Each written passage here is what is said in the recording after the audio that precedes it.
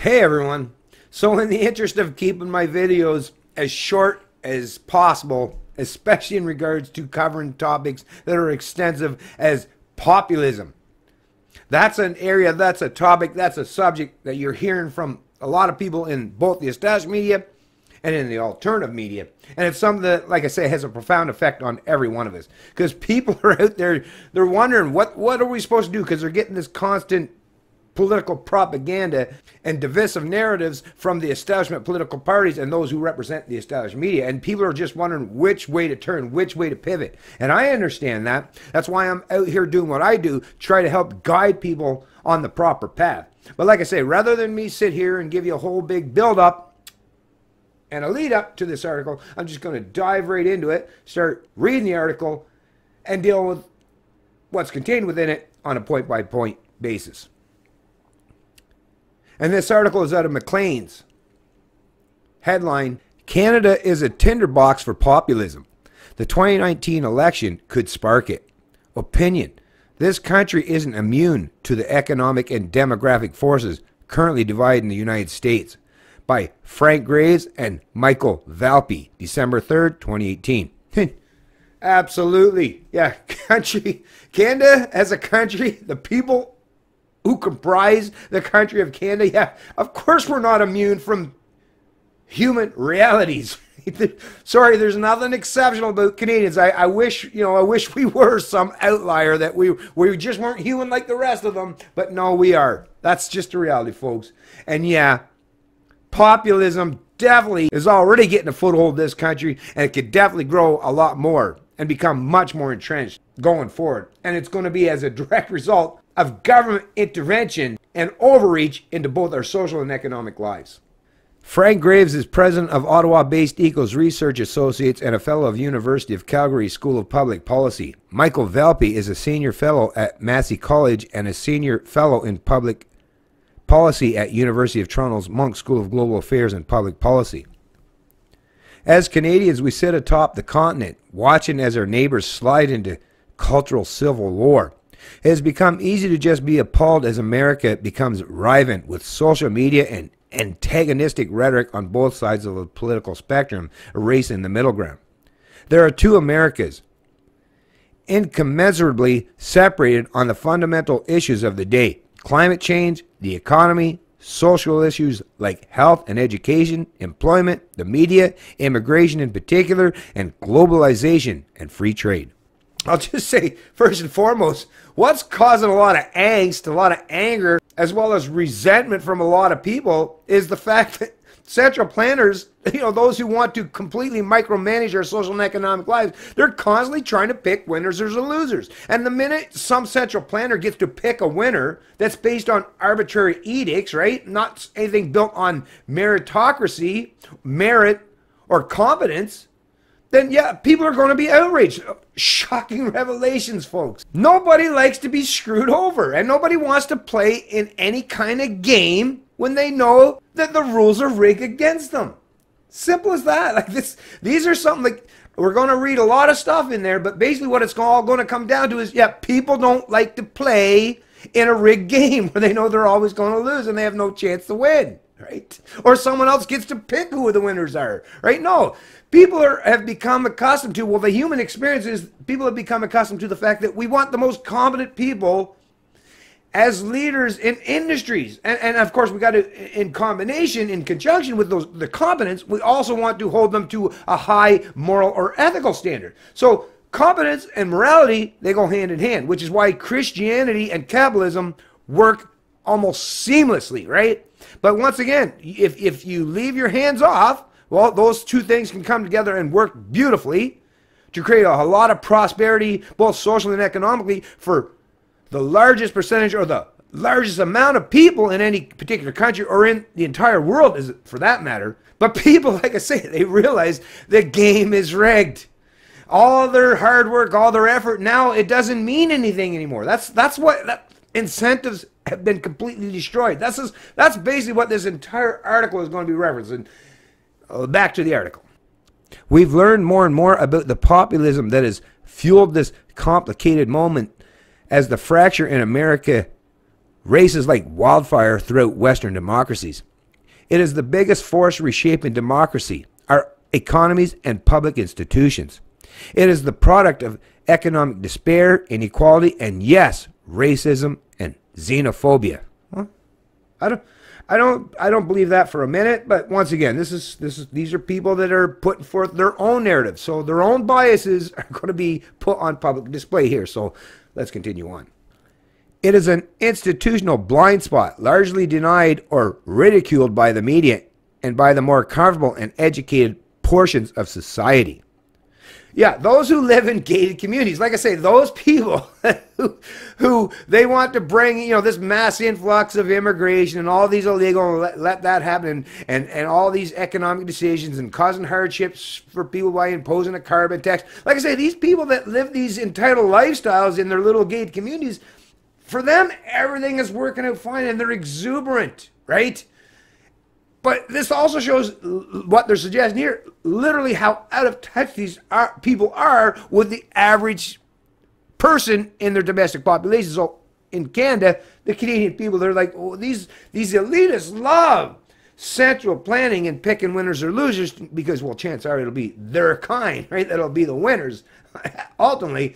Whereas the rest of the people, we're always deemed to be losers. And once again, it's not because of anything that we've done that should rightfully deem us losers. It's because we're not part and parcel of the ruling class. If you're outside of that narrow purview or that narrow scope of, like I say, these elitists, well, you're going to be the loser at the end of the day. Well, unless you can benefit them in some way. You're a benefit. Like the LGBTQ people or the feminists, well, you're getting favorable attention at this particular time because they have, they're going to use you. You're a pawn, right? They're using you for some reason. And the reason is that what that reason entails is because they want to push against the strong white male, right? Those who are much more independent and self-reliant. They recognize that those kinds of people, they're much more difficult to social or economic slave because they just like the freedoms too much. So let's pivot towards what they're doing. They're pivoting towards the people that they know that they can coddle and gain favor from by soothing them with political propaganda or rhetoric or suggesting that, hey, we think you should be the winners. That's what we're talking about here, folks. It is very much alive in Canada. In fact, our populist explosion has already had its first bangs and is likely to have a major impact on next year's federal election.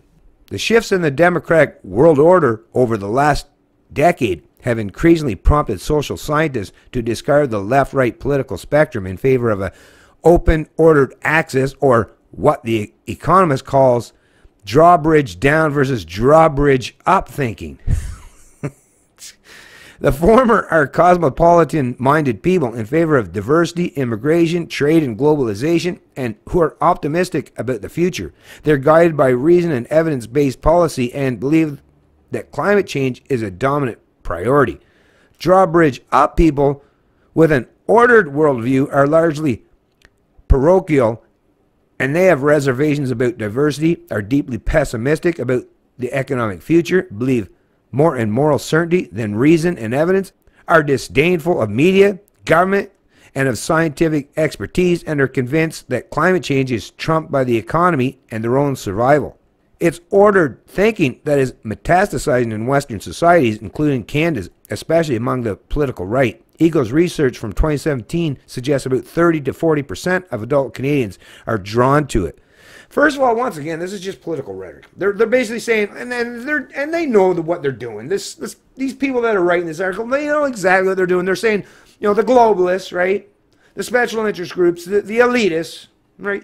The top-down authoritarians. No, they're doing things. It's all look at how it was talked about. It was all good, positive things, right? But the opposing side of that equation that they refer to, right? Oh, that's all negative. Oh, these are just a bunch of closed-minded people. Drawbridge up, right? Nobody can travel anywhere. Closed off. Isolated. I mean, think about the connotations that they're trying to suggest by using this kind of political rhetoric. So, anyways, I'm just pointing that out. I'm going to move on. Meanwhile, research over the last 10 years has found that Canada, like the United States, is turning into a society fissured along fault lines of education, class, and gender. These are social chasms defined by the concentration of wealth at the top of society and, for everyone else, by economic pessimism and stagnation, by a comfortable feeling on one end of this societal teeter-totter and a fear of the other end that a subscription to the middle class dream might no longer be available. Listen, once again, complete misrepresentation. Once again, what it is just people, like I say, people are more than willing to enter in and play a game. Well, you know, these political or social economic games, right? They're fine with that. Most people are fine with it. It's just that they don't want to play the game when they know that the cards are stacked against them. That's what it ultimately comes down to. Like I say, these are central planners. These elitists who are looking out there, they've never lived, for the most part, a lifestyle even remotely resembling what the typical Canadian does. So they, like I say, these are outside observers thinking that they can hypothesize and conjure up in their own mind the reasoning why the people are turned towards populism, right? In reality, like I say, these people are out of touch. I'm here to tell you that because I am just a regular average Canadian. I have a much better pulse on the typical Canadian than these dipshits do. These, like I say, these people don't. You have to live in and among the regular people for you to actually even have a remote grasp or understanding on what they stand for and what they hold dear as far as values and principles. Like, anyways.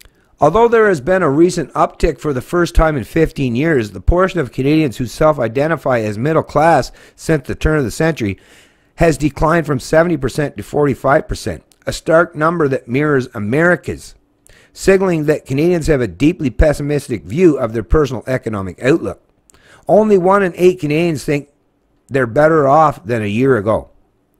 Only 1 in 8 thinks that the next generation will enjoy a better life. And Eagles finds that by a margin of 2 to 1, Canadians believe that if the present trends within equality continue, this country will see violent class conflicts. Anyways, even when you're talking about the middle class, and this is the failure of people that put forth these kind of articles, what are you talking about when you're talking about the middle class? That's the thing. These idiots, they need to point out, I mean, and I'm going to do it for you because they're unwilling to do so, but I'm going to point it to you. You can get to the middle class 2 ways. Through the public sector, which is forced wealth or income redistribution, or in the private sector where you have to actually offer yourself up to have a product or a service or some kind of business model that makes your profit and revenue enough that it puts you in that particular class, right? Or if you're an employee and you provide enough of your labor or your intellect that the employer deems it worthy enough that they'll put you in that economic middle class as far as your compensation or your pay. But the people in the public sector, once again, they could both be considered middle class. One had to work really hard for it because they're in the private sector, whereas the other one just had to become part of a collective. And they automatically were placed into the middle class. There's a huge and glaring divide right there, which causes a lot of resentment from those who have to work hard in the private sector towards those who just have to become part of the collective or part of the ruling class. The fact that these people fail to point this stuff out on a continual and ongoing basis, well, like I say, that's why you got to read their kind of rhetoric with a particular amount of reservations and concern. Ordered populism has already become an elusive, misunderstood theme in provincial elections in Quebec, New Brunswick, and Ontario. Indeed, Doug Ford and his Ontario Progressive Conservatives won thanks to a preponderance of working class male electoral support, but a closer examination of the vote shows that male millennials, against expectation, supported Ford in significant numbers and had a high turnout. Millennial women, meanwhile, preferred the New Democratic Party by a margin of 25 points, and the millennial women who didn't vote NDP largely stayed home. Millennial men split their votes between the NDP and Progressive Conservatives, and they led female millennials by 10 points in turning out to cast ballots. So yeah, this goes back to just the old adage, and Stephen Molyneux has covered this many times in his video. Like women, predominantly, right? They need someone to provide resources for them, right? Because they become very much dependent through many areas of their life. So if they become pregnant and maybe don't work out with the relationship with the father and she becomes a single mother, right? Like I said, women need and require resources, and they're placed in situations in many areas of life where they can't go out and actually produce those resources that they require. So they just look elsewhere. Historically, it was men. Today, it's government, which is why you see a lot of women that now pivot towards government, because men, well, not 100%, men, because men are fallible, men are just humans, right? Well, they might not be perfect as far as providing them with the resources they need or require, especially if it comes down to the fact that they don't want to put up with whatever bullshit might be on the other end to provide those resources or benefits to some of these ladies. So the ladies are saying, well, hey, I could rely on a man, but you know what? That requires that I have to put some feedback and some input, and we have to do, there's a whole lot of work to get men and women to come together to get those resources, because there's got to be some give and take back and forth. Whereas with government, once again, you just got to join the collective. Just got to join the tribe. Just got to be part of the group. And hey, government will use that big, gigantic gun in the room to get all the resources you need, or you require, or you want, right? So, yeah, I see it there, and like I say, let's point this out right now. It's certain women, not all women, women that actually are in a relationship with men, in a long-term relationship, they actually pivot away from new democratic bullshit like socialism, because they realize that if you're going to be, if the government's going to be robbing for people, well, if your husband, if you're a woman that has a husband, or even you yourself are productive out there in the private sector, well, it's going to be government that's going to be stealing and confiscating larger and larger portions of your income, your productive wealth, right? So it always comes back to incentive once again, folks. The world that we function in today is the worst among us are being incentivized to continue on in their immorality, whereas the best among us are being disincentivized to remain moral and do things the right way. Survey evidence strongly suggests that these are young men angered by the economic realities they face, and they are hit the hardest by what is happening in Ontario's economy. A joint study by United Way Toronto and York Region and Hamilton's McMaster University on poverty and employment precarity in Southern Ontario reports that only 44% of millennials in the region, the heartbeat of Canada's economy, have full-time permanent jobs, that the majority have not found work that provides extended health benefits, pension plans, or employer-funded training, and that formerly high-paying blue-collar jobs there are rapidly vanishing. The lack of good jobs, coupled with the social catastrophe of affordable housing and the resulting need to delay family formation, is resulting in anxiety and depression that disproportionately affects millennial men, making them ideal targets for the appeals of ordered populism. I mean, if only 44% of millennials, in the heartbeat of Canada's economy, like in Ontario, Southern Ontario, if less than half of them have full-time permanent jobs, literally that is the only basis you're going to have, as they're suggesting and referencing here, is, for a man, if you want to start a family, that's basically a prerequisite, right? So yes, if they're growing up in an economy where they no longer even have the capacity to be a provider, then of course they're going to prolong having a family, and that's going to have nasty detrimental consequences for the rest of society and not just them. Like I say, this has massive effects, folks, which is why central planning should never happen. Freedom is what's required, because freedom is what will allow each and every one of these people to seek out their own solutions to their problems. A one-size approach, a top-down authoritarian approach, well, that one-size-fits-all never fits all. What is happening challenges the conventional view that the youngest adults of Canadian society, the millennials, now Canada's largest electoral demographic, operates with roughly similar progressive views and values. Another assumption in need of challenging is the idea that Canada's ordered populism, like its American counterpart, is a besieged white citadel. In fact, our northern brand is as much the choice of multicultural new Canadians as of white native-born Canada. A significant chunk of new Canadians, many of them non-white, indicate they will vote Conservative in next year's federal election, even though 65% of Conservative supporters told Eagles this year that Canada admits too many non-white immigrants. And while a majority of Canadians are open to immigration, the intensity of the opposition is red hot, including in other parties. 20% of New Democratic Party supporters and 13% of Liberal supporters also believe too many non-white immigrants are entering the country. Yeah, it's a massive shift in demographics, and it's not even necessarily the demographics themselves.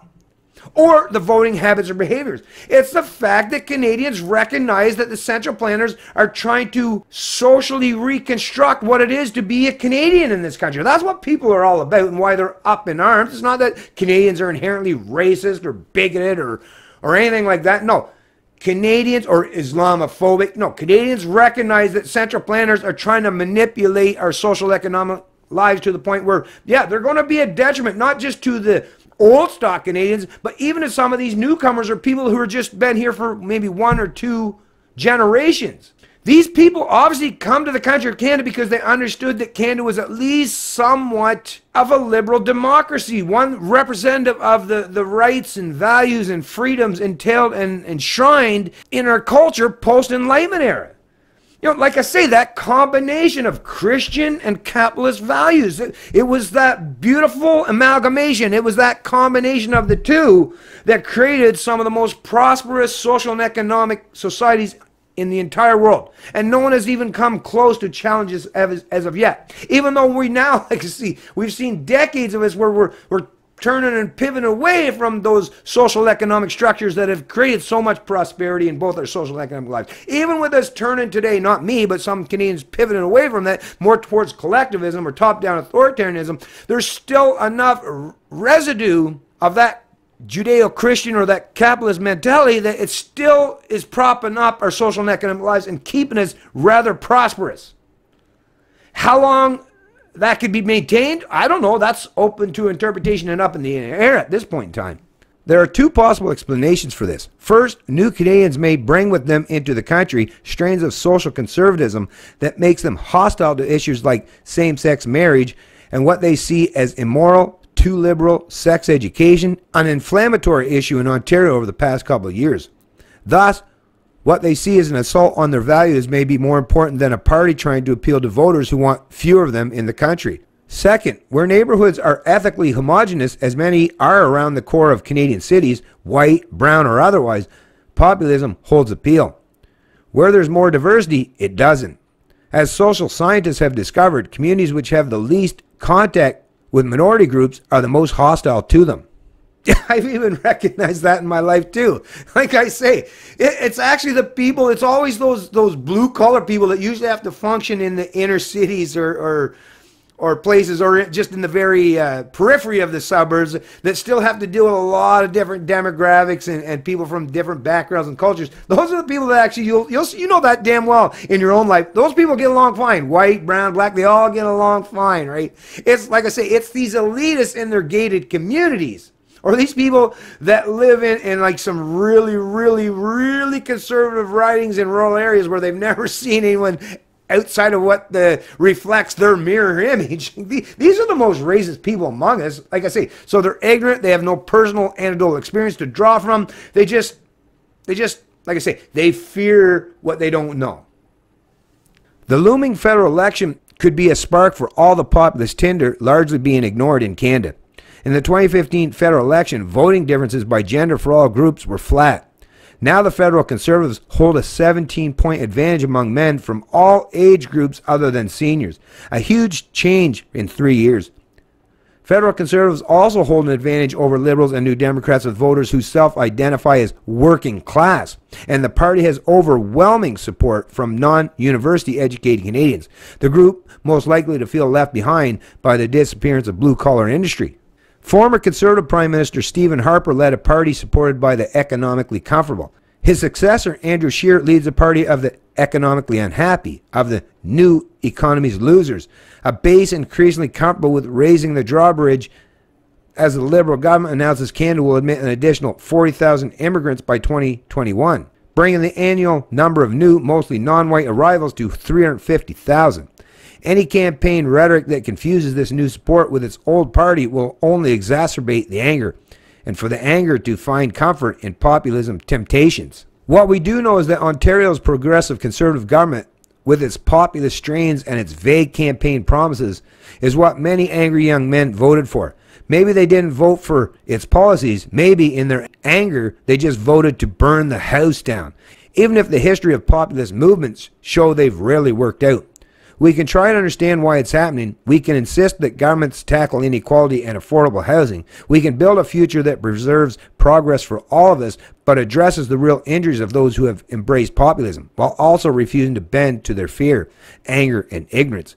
But letting populism burn the house down benefits nobody, and we can't just ignore the smell of gasoline in the air. Anyways, like I say, this is just more of these elitists giving their assumptions or presumptions in regards to why the general masses are accepting and embracing populism. Well, like I said, and I've given you and I've afforded you the opportunity to listen to the kind of rhetoric they espouse, because unlike the people like these who don't want to hear from people like myself, I want to hear from people like this, right? That's the thing. For me to be competent in my decisions and have a better understanding, a better grasp of what's happening out there in the social economic world, in the political realm, I have to understand what everybody's saying from all areas and all sides of the political spectrum or the political divide. Like I say, these central planners, they don't want to put in that time, that work, that effort into actually talking to real people such as myself. They just want to presume and derive their own conclusions based on speculation. Not from having any understanding or any grasp of what the people of Canada really stand for. Those people that they look down upon, right? They don't want to go out and actually ask you that, because that means they would have to actually deal with you. That means they would actually have to deal with the truth. No, like I say, they'd rather sit back in their ivory towers or in their gated communities or in their government subsidized publications and write this kind of rhetoric that's basically, I mean, it's much nicer, right? They did a much nicer job than some of the establishment media hacks in the past have done. But basically what they're saying is, if you're a blue-collar white Canadian that maybe considers yourself a little bit nationalist or cares more about free market economy or less immigration, the typical political talking points, the typical divide that we're talking. They're basically saying you're a bad person. You're part of the deplorables. Although they like I said, they just use much nicer rhetoric. They're not going to call you deplorable. They're just going to insinuate that you're a deplorable.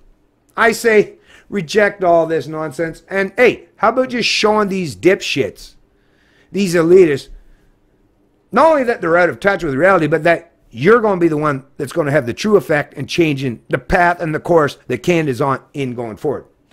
And these people, I guess you could just tell them, yeah, sit back and enjoy your little gated community, folks, because you no longer have any sway or influence. Yeah, we're stepping up the plate now. Yeah, and even though we're just blue-collar or even some white-collar people in the private sector, we don't have a long line of diplomas lining our walls there, right, to give us some pretense of credibility. Now, like I say, we're the true leaders of liberty. We're going to lead Canada into the future going forward. You just sit back and enjoy your espresso or your cafe or your latte in your little gated community with the rest of your little elitist group. We're going to pick up the slack. We'll take the torch and we'll carry it going forward. We'll be that bright light, that beacon that shows Canadians where true liberty lies. Being a leader means leading by example. Everyone else, they're just armchair quarterbacks. It's Canadian Libertarian, and I love liberty.